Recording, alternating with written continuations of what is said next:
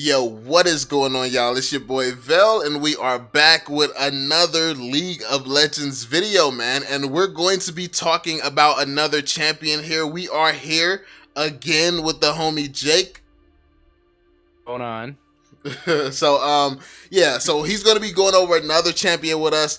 As you all know, we're doing this little series where we just run through most of the champions that's going to be confirmed and come into the game, because all 146 or whatever champions are not going to be in this version of League. So this is going to be its own game. So to be fair, we don't know if all the skills are going to be exactly the same. We have seen the footage in the trailers and stuff. Some of the skills are definitely the same. I think they've tweaked some things here and there. So yeah, some things will be changing, but overall, we're just going to be talking about the league experience and basically some of the thoughts of someone who actually plays League of Legends and knows basically the ins and outs of the game. So yeah, we're just here to learn, man. And also, if you have knowledge that you want to share about League of Legends, make sure you all drop that in the comment section as well. This is supposed to be a discussion and some type of engagement. So yeah, this is like, we're a little family, we're a community over here. So yeah, make sure you all subscribe to the channel, drop that thumbs up, all that good stuff, and yeah, let's just jump into it. So yeah, starting off, who we going to be talking about, Jake?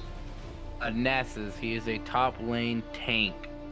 So a top lane tank. That's actually interesting, because in Mobile Legends, tanks don't really solo lanes. Like, tanks in Mobile Legends will be trying to clear a lane all day. They're just bad. They're only good for like initiating and just getting slapped in the face, basically. But so that's interesting. So tell us a little bit about him. So starting off, like we already said, NasuS is a top lane tank. As most people already know, he has a Q that does insane amount of damage, and his passive is called Soul Eater. And yes, it's exactly what it sounds like. Every time he kills a minion, he gets stacks. He basically eats their soul. He numbs them all up, and he gets three damage, something around that line, to his siphoning strike, which is his Q or whatever it is on the game. And he basically will slam his axe down, and it can deal tons of damage. And if in late game, if you do enough stacks, you can basically almost one-shot every minion and one-shot even the giant minions that come. And at that point in time, you can farm so easily with NasuS and just continuously increase his stacks to basically cause way more damage than a tank should ever do. He actually sounds like a hero in Mobile Legends named Alduis. Alduis basically just builds up stacks, and once he gets around like 500 stacks, he could basically one-shot anybody in the game, like even tanks. So yeah, it's really dirty. So he sounds like he's going to be a hero or a champion similar to that. So that's going to be insane. So he's a solo laner. How exactly does the solo lane actually farm? Since you all don't go into the jungle and stuff, is it enough farm to just stay in that lane and just attack minions and you're going to get super fed? Um, yeah, so the way I see it is, I don't know exactly how it works with the shorter games in mobile, but in actual games, you want to get around 250 stacks within the 20-minute mark. And then you want to keep your step from there. Your stacks will just go faster than that because you can one shot faster, but you have to keep up that steady pace. NasuS, as long as you don't have a range character, it's really easy to just, you guys kind of meet in the lane and you farm. A lot of times they'll leave you alone because you guys are just starting out. They will, but if you're NasuS, you got to be ready for mad pokes, because people will try to poke you, smack you around, as you said, and try to keep you away from the farm. They will do whatever it takes. And a lot of people who are good at this is, of course, as we talked about, Teemo. He's really good at, poisoning you, hurting you, and because early game he does quite a lot of damage, and he can keep NasuS back. Because if you didn't know, if you kill a champion, you get quite a bit of gold. So you kind of, NasuS has to stay near tower. but you don't want NasuS to stay by tower because NasuS can do a lot of damage and he can farm really well, called tower farming. So you got to kind of push your lane by not pushing your lane too far if you play NasuS. But yeah, there's plenty of farm, plenty of opportunities to get fed in the lane. But this is going off of just a plain PC version of League of Legends. But I feel like it would work kind of the same in the mobile version as well. Yeah. So when it comes down to facing champions like Timo, is it possible to even get fed or farm against someone like Timo, or do you just kind of like just like what do you do? Because like in Mobile Legends, when the lanes are pushed up against each other, you basically clear the lane, then you rotate to the jungle. But it's since people don't rotate to the jungle in League, it sounds like Timo is just going to be standing there waiting for you to try to step up and farm, then attack you. So if he never leaves the lane and he's always there ready to attack you, how can you even get farm ever if he controls the lane properly?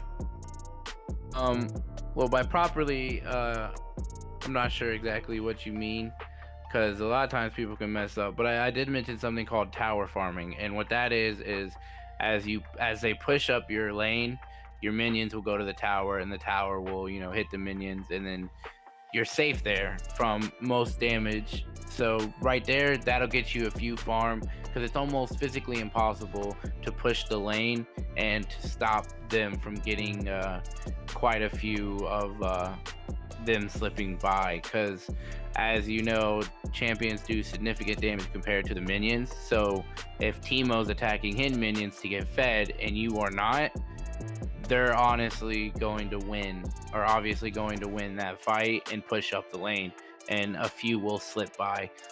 But the main goal is at that point, if you do get caught in that, that is what the jungler's job is to do, is to come by and assist you so that you can A, kill Teemo, or B, get him low enough to back up and have to go back into the base so that you can get a few farm in right then and there so that he can't poke. And with Teemo, your best bet is to try to tower farm until you can get a magic resist item, and that's going to stop the main poke Timo has on you, and gonna take it a lot harder for him to poke you. So that will help you slip by and hit your Qs. And with your Qs, you can also get health back as well. As I mentioned, he does have good health regen. So with your Q, you do get some health back if you hit or kill a minion. So it kind of helps you fight Teemo's poke and poisons.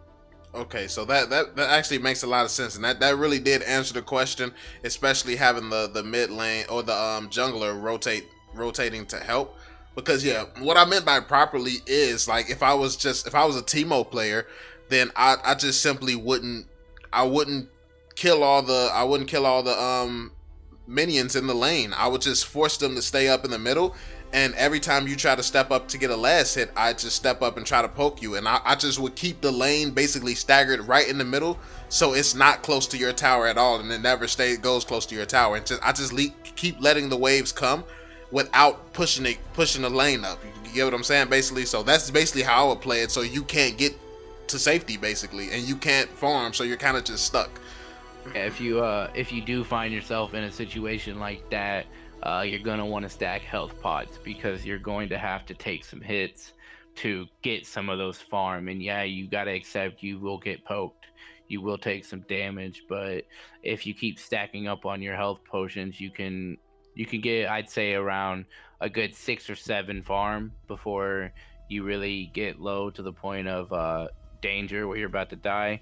Then you just pop a few health potions and just get back into it. And I mean, it's really slow that way, but over time you can build up. And if you happen to hit Teemo with your Q after getting a few, you'll find that you do significant damage to Teemo because he does not build any tanky items. And that'll be one way to deter Teemo, is try to hit him with your Q every so often and let your minions damage your minions. That way, when you see him low, you can hit Teemo with your Q and then hit your minion with your Q when the cooldown finishes.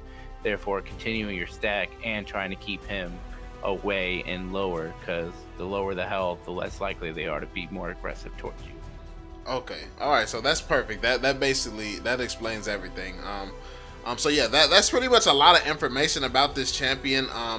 Hopefully this was helpful. You all enjoyed this conversation that we have, and you all are enjoying this series and learning a lot. And you're really getting prepared and pumped for League of Legends, because this is about to be sick. When it finally comes out on mobile for everybody, we're going to have a blast playing this game. But that's going to be it for now, y'all. Make sure you all drop that thumbs up, subscribe to the channel if you are new, and we're going to catch you all in some later videos, homies. So yeah, make sure you turn on notifications for them. Peace out, y'all. I don't know nobody, so don't ask for no favors. Don't ask for no paper, they leave when you losing, but they coming back later. Promise they coming back later. I'm up now, she wanna now. She keeps saying she in love now.